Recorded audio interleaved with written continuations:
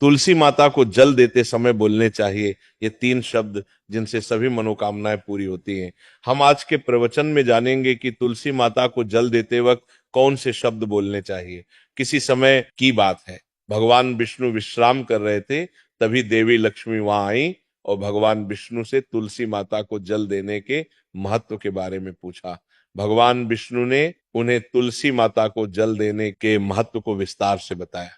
तब देवी लक्ष्मी ने कहा, हे स्वामी, आपने मुझे तुलसी माता के महत्व के बारे में बताया, लेकिन अब मैं ये जानना चाहती हूँ कि तुलसी माता को जल कैसे देना चाहिए, उनकी सेवा की सबसे श्रेष्ठ विधि क्या है, और जल देते समय कौन सा मंत्र बोलना चाहिए। भगवान विष्णु ने उत्तर दिया, प्रिया देवी, जैसा कि मैंने तुम्हें तुलसी माता के महत्व के बारे में बताया, उसी प्रकार तुलसी माता को जल देते समय बोला जाने वाला मंत्र भी बहुत महत्वपूर्ण है। ये मंत्र 3 शब्दों का है, लेकिन इसका प्रभाव अत्यंत शुभ और कल्याणकारी है। जो भी रोज तुलसी माता को जल देते समय इन 3 शब्दों का उच्चारण करेगा, उसके घर में मां लक्ष्मी का वास होगा, उसकी दरिद्रता समाप्त हो जाएगी और उसे अपार धन धान्य की प्राप्ति होगी। मंत्र के महत्व को बताते हुए भगवान विष्णु ने कहा, इस मंत्र का महत्व सुनने से ही मनुष्य के सभी पाप नष्ट हो जाते, उसे हजारों वर्षों तक तुलसी माता को जल देने के पुण्य का फल मिलता है। फिर भगवान विष्णु ने देवी लक्ष्मी को एक कथा सुनाई। उन्होंने कहा, दक्षिण दिशा में यम नगरी नामक एक नगर था, जहां रमेश नामक एक ब्राह्मण रहता था। वह अत्यंत पापी और गलत कामों में लिप्त व्यक्ति था। जन्म से ब्राह्मण होते हुए भी वह धार्मिक कार्यों से दूर रहता था। न वह पूजा करता, न ध्यान, न जप, और न ही किसी का सत्कार करता। वह मदिरापान और मांसाहार भी करता था और हमेशा अनैतिक कार्यों में व्यस्त रहता था। और वह ब्राह्मण दिन में खेत में काम करके पत्ते बेचकर अपनी जीविका चलाता था और रात में वेश्याओं के पास जाता था। इस प्रकार उसने अनेक वर्षों तक अपना जीवन इसी पापपूर्ण तरीके से बिताया। फिर एक दिन वह दुर्बुद्धि ब्राह्मण पत्ते इकट्ठा करने के लिए एक शिष्य की वाटिका में पहुंचा और पत्ते तोड़ने लगा।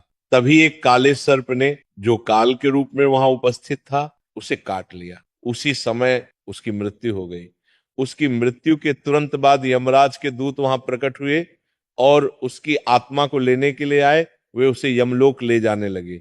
मार्ग में वह ब्राह्मण यमदूतों के सामने रोने और विलाप करने लगा। उसने कहा, हे दूतों, मुझे कहाँ ले जा रहे हो? मुझे छोड़ दो, मेरे प्राण बचा लो। लेकिन यमदूत बोले, अरे पापी ब्राह्मण, तेरे दुष्कर्मों के कारण तुझे यह दंड मिला है। अब यमराज तुझे घोर नरक में डालेंगे। यमलोक पहुंचने पर चित्रगुप्त ने उस ब्राह्मण का पूरा लेखा जोखा प्रस्तुत किया। उन्होंने कहा, हे धर्मराज, इस ब्राह्मण ने अपने पूरे जीवन में केवल पाप किए हैं, इसने कभी कोई पुण्य कार्य नहीं किया। धर्मराज ने दूतों से कहा, हे दूतों, इस घोर पापी ब्राह्मण को नरक में डाल दो, इसे अपने कर्मों का फल भोगना होगा। यमदूत उसे ब्राह्मण को नरक में ले गए और उसे भयंकर अग्नि में धकेल दिया। वह कई वर्षों तक नरक की यातनाएं सहता रहा। इसके बाद उसे अगले जन्म में बैल के रूप में जन्म मिला। बैल का शरीर पाकर उसने भारी बोझ उठाने का कार्य किया। उसका मालिक उससे दिन रात काम करवाता था। जब उसकी शक्ति समाप्त होने लगी तो मालिक ने उसे एक लंगड़े आदमी को बेच दिया। वह लंगड़ा आदमी उस बैल का उपयोग अपने बोझ उठाने के लिए करता था। बैल ने 8 वर्षों तक उसकी सेवा की। फिर एक दिन वह बैल लंगड़े आदमी को लेकर एक ऊंचे पर्वत पर चढ़ा। अधिक परिश्रम और थकान के कारण वह बैल मूर्छित तो होकर गिर पड़ा और अंतिम सांसें लेने लगा। वहां खड़े लोगों को उस बैल पर दया आ गई। उन्होंने उसके मुख में पानी डालने का प्रयास किया। उसी वे में एक पुण्यात्मा व्यक्ति भी था। उसने अपने पुण्य का थोड़ा भाग उस बैल को दे दिया। इसे देखकर अन्य लोगों ने भी अपने अपने पुण्य उसे देना शुरू कर दिया। उसी वे में एक वेश्या भी खड़ी थी। सभी अपना पुण्य उस बैल को देकर उसका उद्धार करने का प्रयास कर रहे थे। ये देखकर उस वेश्या ने भी अपना पुण्य उस बैल को दे दिया। कुछ देर बाद उस बैल की मृत्यु हो गई। फिर उस स्थान पर यमदूत आए और उस बैल के शरीर से उस ब्राह्मण की आत्मा को निकालकर यमलोक ले गए। यमलोक पहुंचने पर उसे यमदेव के सामने प्रस्तुत किया गया। चित्रगुप्त ने जब उसका लेखा जोखा देखा तो वे चकित रह गए। वेश्या के द्वारा दिए गए पुण्य के कारण उसके सभी जन्मों के पाप नष्ट हो चुके थे। यमदेव ने कहा, हे ब्राह्मण, उस वेश्या ने तुझे अपना पुण्य देकर तुझ पर बड़ा उपकार किया है, उसी के पुण्य के प्रभाव से तुम्हारे सभी पाप नष्ट हो गए हैं, इसलिए अब तुम्हें फिर से मनुष्य जन्म प्राप्त होगा। इस प्रकार वह ब्राह्मण पृथ्वी पर एक उत्तम ब्राह्मण कुल में जन्म लेता है। उस महापुण्य के प्रभाव से उसे अपने पूर्व जन्म की सारी बातें याद आने लगती हैं। जब वह बड़ा होता है तो उसे ध्यान आता है कि पिछले जन्म में जब वह बैल था, तब एक वेश्या ने उसे अपना पुण्य दिया था।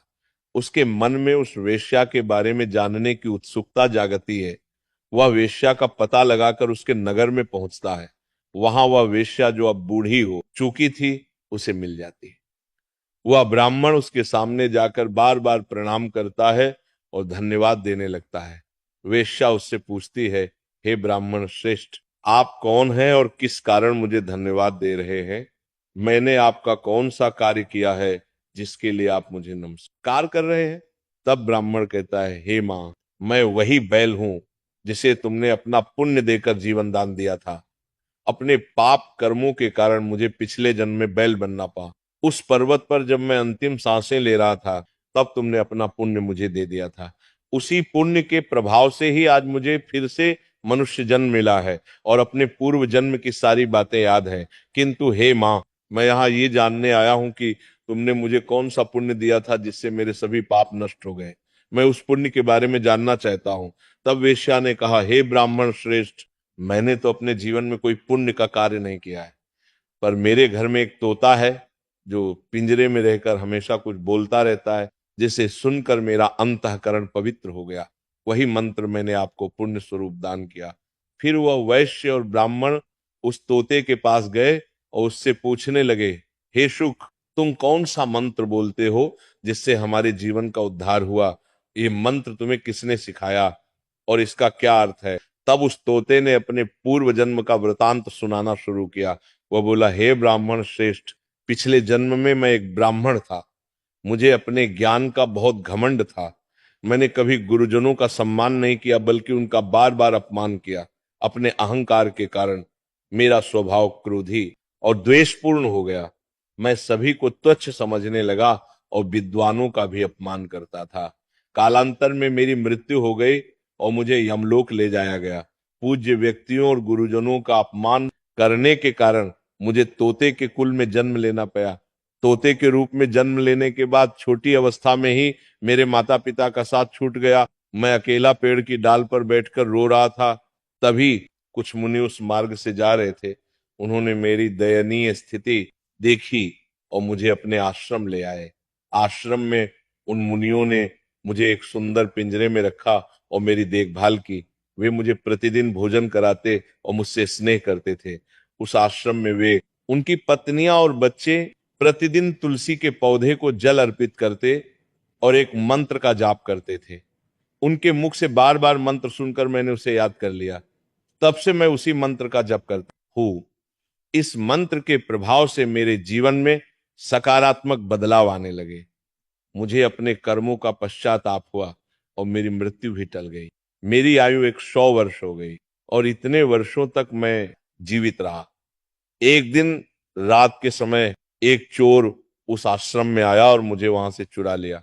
बाद में इस वेश्या ने उस चोर से मुझे खरीद लिया। वेश्या के घर आने के बाद भी मैं वही मंत्र बोलता रहा। इस मंत्र को सुनकर इस वेश्या का अंतःकरण पवित्र हो गया। उसने अपना पुराना जीवन छोड़कर भगवान विष्णु की भक्ति करनी शुरू कर दी। हे ब्राह्मण देव, इसी मंत्र के प्रभाव से मेरे और उस वेश्या के सभी पाप नष्ट हो गए। यही मंत्र आपको भी पाप मुक्त कर चुका है। इस प्रकार तोते ने उस ब्राह्मण और वेश्या को पूरा वृतांत सुना दिया। ये सुनकर ब्राह्मण और वेश्या दोनों बहुत प्रसन्न हुए। उन्होंने तय किया कि अब वे प्रतिदिन तुलसी मां को जल अर्पित करेंगे और उस मंत्र का जप करेंगे।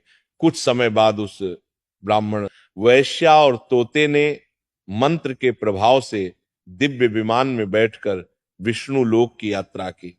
भगवान विष्णु ने देवी लक्ष्मी से कहा, हे देवी, देखा आपने, केवल तुलसी मां के मंत्र के प्रभाव से उस तोते, वेश्या और ब्राह्मण के सभी पाप नष्ट हो गए। इसीलिए हर व्यक्ति को प्रतिदिन तुलसी मां को जल अर्पित करते हुए इस मंत्र का जाप अवश्य करना चाहिए। वह मंत्र इस प्रकार है, ओम वृंदावनी स्वाहा, ओम वृंदावनी स्वाहा। जो स्त्री प्रतिदिन तुलसी माँ के साथ माने इस मंत्र का उच्चारण करेगी वह सौभाग्यशाली बनेगी। जो पुरुष इसका जप करेगा उसे अक्षय धन की प्राप्ति होगी। जिस घर में प्रतिदिन तुलसी माँ की पूजा होगी वहां लक्ष्मी जी का सदा वास रहेगा। तुलसी माँ का यह मंत्र फलदायी और सिद्धियों को प्रदान करने वाला है। स्त्रियों को स्नान के बाद बाल बांधकर मांग में सिंदूर लगाकर तुलसी माँ को जल चढ़ाना चाहिए। साथ ही तुलसी माँ की परिक्रमा करनी चाहिए। शाम के समय तुलसी माँ के पास दीपक जलाने से घर में सुख समृद्धि आती है। भगवान विष्णु की पूजा तुलसी माँ के बिना अधूरी है। तुलसी का एक पत्ता चढ़ाने से भगवान को उतनी प्रसन्नता मिलती है जितनी हजारों अमृत के घड़ों से नहलाने पर भी नहीं मिलती। जो भी व्यक्ति तुलसी माँ का सम्मान करेगा और उनके इस मंत्र का जप करेगा उसे न केवल इस लोक में बल्कि परलोक में भी शुभ फल प्राप्त होगा। ऐसा फल तुलसी माँ के पत्तों के दान से मिलता है। जो मृत्यु के समय अपने मुख में तुलसी के पत्तों का जल ग्रहण करता है ऐसा व्यक्ति अपने सभी पापों से मुक्त होकर भगवान विष्णु के धाम जाता है।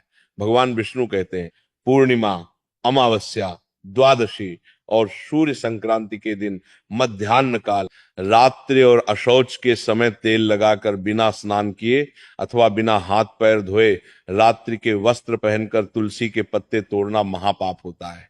श्राद्ध, व्रत, दान, प्रतिष्ठा और देव पूजा के लिए तोड़े गए तुलसी के पत्ते 3 रात तक पवित्र रहते हैं। तुलसी के पत्तों को बिना नष्ट किए उसके अग्रभाग को तोड़ना चाहिए।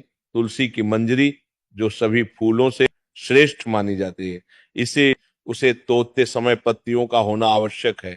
पौधे को बिना हिलाए केवल अग्रभाग को तोड़ना चाहिए ताकि पूजा का फल और बढ़। तुलसी के पत्तों को कभी नाखून से नहीं तोड़ना चाहिए क्योंकि इससे पाप लगता है। रात्रि के समय तुलसी के पौधे को छूना या उसके पत्ते तोड़ना अशुभ माना जाता है क्योंकि रात्रि में वह निद्रा अवस्था में होती है। गुरुवार को तुलसी के पौधे में थोड़ा कच्चा दूध अर्पित करें और इस दौरान ओम नमो भगवते वासुदेवाय नमः मंत्र का जप करें। तुलसी के पौधे के पास शालिग्राम रखें और तिल चढ़ाएं। शालिग्राम पर तुलसी के पत्ते रखकर चंदन का तिलक करें। अगर कोई महिला मासिक धर्म में है तो तुलसी की पूजा से बचें क्योंकि इस समय तुलसी को छूना पाप होता है जिससे महिला की दुर्गति हो सकती है। इस प्रकार भगवान विष्णु ने देवी लक्ष्मी को तुलसी के